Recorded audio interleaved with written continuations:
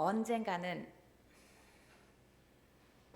이런 날이 오리라 예상은 하고 있었지만 막상 이렇게 되니 실감이 안 납니다.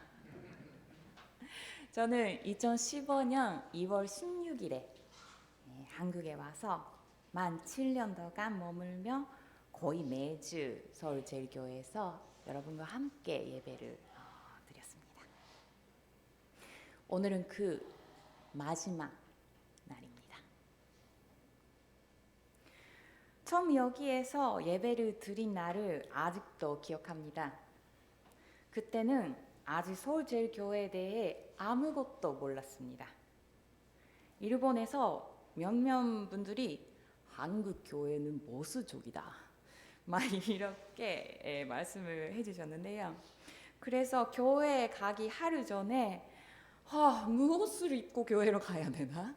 이렇게 고민을 하다가 흰색 양복 전작을 제가 입기로 결정했습니다. 그런데 오히려 주일 당일 그 흰색 자켓을 입은 저를 만난 청년들이 우와, 우리랑 전혀 다른 스타일의 목사가 왔다. 큰일 났다. 막 이렇게 생각을 했다고 합니다. 처음엔 그렇게 긴장된 마음이었지만 이야기를 계속 나누다 보니 서로 뭐야 우리 쪽 사람이었네 이렇게 안심할 수 있었습니다. 그렇게 저의 서울제일교회의 생활이 시작되었습니다. 사실 따지고 보면 지금 교역자 중에서는 제가 가장 오래된 사람이 되었습니다. 그래서 뭐 예전엔 이랬다고 해서 그렇게 말할 정도로 외국인인 제가 꼰대가 돼버린 거죠. 그럴 때마다 농담삼아 이제 일본으로 돌아갈 때가 왔다 이렇게 생각도 하는데요. 그건 농담이지만 오늘은 제가 7년도간 서울제일교회에서 지내면서 느꼈던 것, 또 바라는 것에 대해 말씀을 드리고자 합니다. 저의 추억을 풀기 전에 먼저 오늘의 성경 말씀을 함께 보겠습니다. 오늘 본문은 고린도전서의 유명한 말씀입니다. 하나의 몸과 많은 지체들에 대한 내용입니다. 바울이 편지를 보낸 이 고린도 공동체는 서울제일교회와 닮은 부분이 있다고 저는 생각을 합니다. 고린도는 문화적으로 발달하고 규모가 큰 도시입니다. 이런 대도시에서 고린도 공동체는 가난하거나 사회적으로 약한 사람들을 위해 세워졌습니다. 서울제일교회도 마찬가지입니다. 이북에서 서울로 피난 온 분들과 함께 하기 위해 세워진 교회죠. 고린도 공동체는 시간이 지남에 따라 점점 고급 교육을 받은 사람들이나 잘 사는 사람들이 생겼다고 합니다. 공동체 구성원들이 가진 배경이 다양해졌다는 거죠. 이것도 역시 서울제일교회도 마찬가지입니다. 바울은 바로 이런 상황에 있는 고린도 공동체에 편지를 보냅니다. 1장을 보면 바울은 공동체의 분열을 염려하여 편지를 보낸 것 같습니다. 1장 10절과 12절을 읽겠습니다. 그런데 형제자매 여러분, 나는 우리 주 예수 그리스도의 이름으로 여러분에게 권명합니다. 여러분은 모두 같은 말을 하며 여러분 가운데 분열이 없도록 하며 같은 마음과 같은 생각으로 뭉치십시오. 다름이 아니라 여러분은 저마다 말하기를 나는 바울 편이다, 나는 아볼로 편이다, 나는 게바 편이다, 나는 그리스도 편이다 한다고 합니다. 고린도 공동체는 하나이지만 그 안에서 바울병, 아볼로병, 게바병, 그리스도병으로 분파가 생겼습니다. 바울이 누구인지는 설명할 필요가 없겠죠. 아볼로는 바울 뒤에 고린도에 온 사람이자 바울의 동역자 그리고 교회 지도자입니다. 나는 심고 아볼로는 물을 주었습니다. 그러나 하나님께서 자라게 하셨습니다. 라는 그 말씀이 있는데요. 이거 고린도전서 말씀이 바로 그 아볼로, 거기에 나오는 아볼로입니다. 게바는 베드로를 뜻하는데요. 즉 고린도 공동체에서는 저마다 다른 지도자를 따르겠다고 해서 분파와 분열이 생겼습니다. 참고로 나는 그리스도 편이다 라고 하는 사람들은 단순히 예수만 믿겠다는 사람들이라기보다는 자기가 직접 예수의 말씀을 들었다고 자랑하는 그런 유대 그리스도인들이었던 것 같습니다. 이들은 고린도 공동체 내에 그리스 기독교인들과 갈등이 일으켰던 것 같죠. 조금 용기를 내서 조심스럽게 말씀을 드립니다. 저는 현재 서울제일교회가 분열되어 있다고는 보지 않습니다. 물론 일부 사람들과의 문제는 있는데 개인적으로 그분들과 인사 정도만 할 뿐 직접 만나서 이야기할 기회는 없었기에 그 부분에 대해서는 말을 하지 않겠습니다. 단지 저는 지금 여기에 모인 그리고 지금 온라인으로 예배를 함께 하신 분들 그런 서울제일교회 공동체 안에서 때때로 온도 차이를 느낄 때가 있습니다. 물론 여러 가지 원인이 있겠지만 그 중에 하나를 꼽자면 이 교회에 언제부터 다니기 시작했는지가 그 이유가 될 것 같습니다. 서울제일교회의 초기를 알고 있는지, 노사 예배를 직접 경험했는지, 혹은 어느 목사님 때 이 교회에 왔는지, 언제 이 교회에 왔는지에 따라 겪은 경험이 다를 수밖에 없습니다. 그 자체가 나쁜 것은 아닙니다. 바울의 편지는 온도차의 그 자체에 관하여 말하고 있지 않습니다. 교회의 지도자가 그 차이 기준이 됐으면 안 된다고 그렇게 말하고 있습니다. 예를 들어 제가 아까 꼰대 얘기를 했는데요. 제가 전진우 목사님 때 말이야 이런 식으로 말했다면 일단 정원진 목사님께서 좀 기분이 안 좋아질 것 같은데 그쵸 목사님?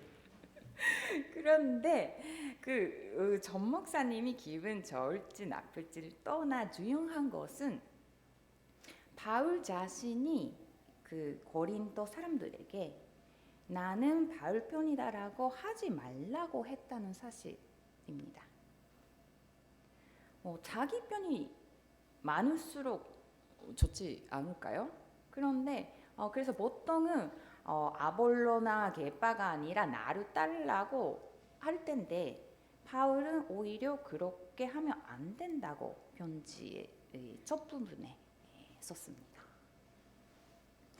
그리고 그 편지의 결말이 되어서 오늘의 본문이 나옵니다. 우리는 하나의 몸이며 그리스도의 몸이다. 누가 지도자인지가 아니라 하나의 몸, 하나의 공동체인 것이 중요하다고 이야기를 합니다. 21절에 이렇게 나옵니다. 그러므로 눈이 손에게 말하기를 너는 내게 쓸데가 없다 할 수가 없고 머리가 발에게 말하기를 너는 내게 쓸데가 없다 할 수 없습니다. 이 쓸데가 없다는 부분을 원문으로 보면 더 직접적으로 너는 필요 없다. 그런 뜻으로 번역할 수 있습니다. 아마 고린도 공동체 안에서 어떤 사람이 어떤 사람에게 너는 필요 없다고 실제로 말한 사람이 있었기에 바울이 이런 말을 했다고 생각합니다. 물론 서울제일교회에는 그렇게 말하는 사람이 없다는 것을 잘 알고 있습니다. 하지만 이것은 어떤가요? 나는 손이 아니니까 몸에 속한 것이 아니다. 나는 눈이 아니니까 몸에 속한 것이 아니다. 이런 감각 여러분도 느낀 적이 있을지도 모르겠습니다. 비단 제일교회에서가 아니더라도 자신이 정말 여기에 속해 있는지 뭔가 불편하고 나는 여기에 필요한 사람인가? 라는 생각이 들어서 서운했던 적이 없으시나요? 마치 자신이 몸 안에서 가장 필요 없다는 부분, 새끼 발톱 된 것 같은 그런 기분 말이죠. 사실 저도 서울제일교회에서 그런 기분이 든 적이 있습니다. 2017년 한신대 신학대학원을 졸업할 무렵이었는데요. 그때까지 저는 성가대와 그리고 일본어반에서 활동을 했었는데 사역을 담당하고 있지는 않았습니다. 그런데 어느 날 갑자기 천년의 담당 교유 목사가 된다는 거죠. 당시 저는 아직 그 언어적으로도 부족했고 한국 교회에서 천년회가 어떻게 활동하는지도 잘 몰랐습니다. 한국에서는 이렇게 한다, 저렇게 한다, 이런 식으로 정하는 사람이 있었지만 저에게 와닿지 않았고 무엇을 해야 할지 몰랐습니다. 사람들이 저에게 기대하는 그런 모습과 실제 내 모습이 너무나 달랐고 내가 잘 해낼 수 있을 것 같지가 않아서 솔직히 많이 힘들었습니다. 그런데 이 문제들이 해소된 계기가 하나 있었습니다. 2018년 4월에 청년들과 일본에 다녀왔습니다. 이 기행을 계기로 니시카타마치 교회 청년들과 교류가 더 활발해지고 지금도 3, 4개월에 한 번씩 줌으로 만나고 있습니다. 이 활동을 통해 니시카타마치 교회 청년들과 서울제일교회 청년들이 좀 더 친밀해졌을 뿐만 아니라 저와 제일교회 청년들의 관계도 좋아졌다고 생각을 합니다. 그동안 제가 한국 목사처럼 해야 한다고 생각을 했을 때는 잘 되지 않아서 많이 힘들었습니다. 그런데 저만의 방식으로 청년들과 관계를 만들기 시작했을 때 비로소 자리를 잡기 시작했다고 생각합니다. 오늘 성경 말씀대로 비유하자면 저는 사실 코였는데 손이 되고 싶다, 멋진 손이 돼야 하는데 어떡해, 이런 식으로 생각했던 거죠. 그래서 노력을 하는데 잘 안 되고 불편하고 슬프고 힘들었습니다. 그런데 제가 손이 아니라 코다, 나는 코였구나, 이렇게 깨닫고 나서는 코에 역할을 하면 된다는 것을 알게 되면서 자신도 생겼고 스스로가 정말로 서울제일교회의 한 지체가 되었다고 느낄 수 있었습니다. 이런 식으로 저는 서울제일교회라는 몸의 한 지체가 되었습니다. 그리고 여러분이야말로 그리스도의 몸입니다. 몸의 지체들, 즉 교인 한 사람 한 사람이 중요하다는 말이죠. 바울이 말한 것처럼 누가 지도자인지는 중요하지 않습니다. 목사도 그리스도의 몸의 한 지체일 뿐이기 때문이죠. 이것은 제 스스로가 목사이기 때문에 이렇게 말씀드리는 건데요. 교회라는 하나의 몸은 목사의 힘으로 걸어가지 않습니다. 목사도 장로도 권사도 집사도 청년들도 아이들도 모두가 한 몸의 지체입니다. 그리고 예전부터 다니고 있던 사람도 새롭게 합류한 사람도 모두가 같은 몸의 지체이며 똑같이 중요합니다. 내가 있든 없든 마찬가지라고 그렇게 생각하지 마시고 내가 있기에 제일 교회가 존재한다고 생각하셨으면 좋겠습니다.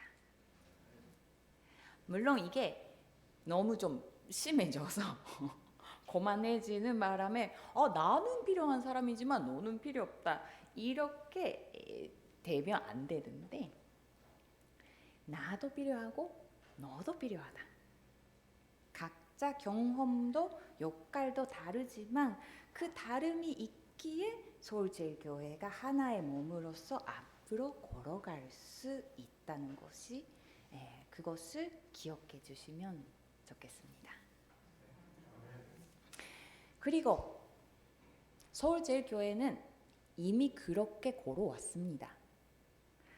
제일교회는 내년에 창립 70주년 맞이합니다. 그러고 보면 저는 서울제일교회 역사의 10%를 함께 해왔는데요. 그리고 니시카타마치 교회와의 교류는 3년 후인 2015년에 50주년을 맞이합니다. 제일교회 역사의 70% 이상 그런 시간을 니시카타마치 교회와 함께 걸어왔습니다. 서울제일교회라는 몸과 니시카타마치 교회라는 몸이 만나서 손을 잡고 같은 방향으로 걸은 지가 50년이나 다 되어가고 있습니다. 제가 듣기로는 한때 한국 교회와 일본 교회가 자매 관계를 맺는 것이 유행이었다고 합니다.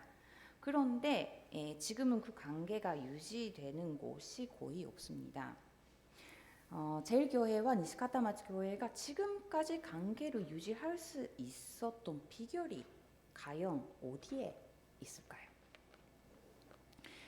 제일교회의 힘든 시기에 니시카타마치 교회가 함께 했기 때문에 그럴까요? 물론 그것도 큰 이유입니다. 그런데 그것보다 더 큰 이유는 목사가 아니라 신도들, 즉 여러분이 중심이 되어 이 관계를 계속 해왔기 때문이라고 저는 생각합니다. 다른 교회에서 한일 간의 자매 교류가 지금까지 이루어지지 않았던 것은 그 관계가 주로 목사의 리더십으로 맺어졌기 때문입니다. 한쪽의 목사가 사역지를 옮기면서 그 관계가 약해지고 그러다가 또 다른 쪽 목사도 사역지를 옮기면 관계가 거의 끊어지는 모양새였습니다. 그런데 제일교회와 니시카타마치 교회의 경우는 여러분이 주체적으로 해왔기에 관계가 이어졌다고 생각합니다. 오늘 설교를 준비하면서 이 30주년, 이거 니시카타마치 교회와 서울제일교회 30주년 그 기념지인데요. 이 기념지를 다시 꼼꼼히 읽어보았습니다. 1975년 자매 관계를 체결했을 때는 5년이라는 기한을 두고 이 관계를 시작했다고 나왔습니다. 그 기한이 조금씩 연장되어 처음 예상했던 시간의 10배, 50년도간 이 관계가 이어져 왔습니다. 그리고 재결식 때 박경규 목사님께서 감옥에 계셨기 때문에 재결식에 참석하지 못했다고 기록되어 있습니다. 요즘이라면 어떤 이유로든 한쪽의 목사가 참석하지 못한다면 재결식을 연기할 것 같은데, 그런데 제일교회와 니시카타마츠교회는 박경규 목사님이 감옥에 계시는 그런 어려움의 시기에 함께 걷기를 선언했습니다. 그 첫 만남 때부터 한쪽이 고통을 당했을 때 함께 아파하는 그런 관계로 출발했습니다. 야마모토 유지 목사님, 전정임 목사님이신 스즈키 마사히사 목사님은 일본 기독교단 전쟁 책임 고백을 발표하신 그런 분이신데요. 스즈키 목사님은 이 30주년 기념지 79페이지에 이렇게 쓰셨습니다. 이 교회는 니시카타마츠 교회죠. 니시카타마츠 교회는 목사가 없어도 잘 해내갈 수 있을 만한 교회가 되길 바란다. 처음에는 목사가 중심이 되어야겠지만 점차 목사가 없어도 신도만으로 정말로 유지되는 교회가 유지되는 교회로 만들어 보고 싶다. 여기서 번역은 만들어 보고 싶다고 하는데 일본어는 그렇게 되길 바란다. 그런 뜻인데요. 자매 교회인 여러분이 보시기에 니시카타마치 교회는 어떠세요? 목사가 없어도 유지할 수 있는 그런 교회인가요? 적어도 제일교회와의 관계에서는 그러지 않을까요?